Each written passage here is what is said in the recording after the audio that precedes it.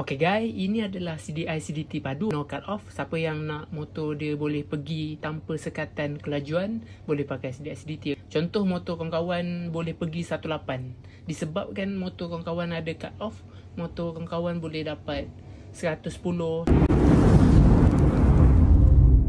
120. Jadi dia ada sekatan kelajuan. Bahaya apabila sekatan kelajuan ni kalau ada dekat motor kita, okay? Waktu kita nak memotong, kita nak memotong lori ke kereta, jadi macam kita nak potong kan, dia ada cut off. Dia akan melambatkan kita punya motor dan boleh mengakibatkan kemalangan lah.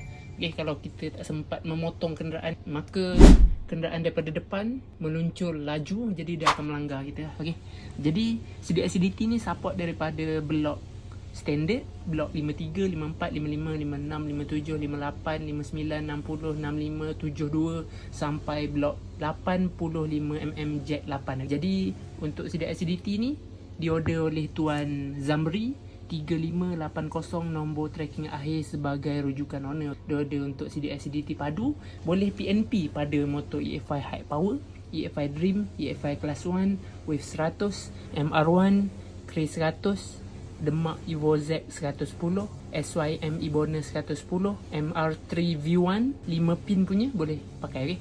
Nampak tu ada 5 pin, okay? Kalau MR3 V2 tak boleh sebab dia 4 pin. Kalau MR3 V1 boleh, ada 5 pin macam EFI punya sama. Boleh pakai lah, okay? Jadi yang ni kalau kawan-kawan pakai sangat sesuai untuk main ladang, main sprint test, untuk kegunaan harian daily, main highway, untuk jalan jauh sangat sesuai lah, memang padu. Jadi jika kawan-kawan berminat untuk order CDI CDT padu, boleh order WhatsApp nombor booking CDT di bawah. Terima kasih support.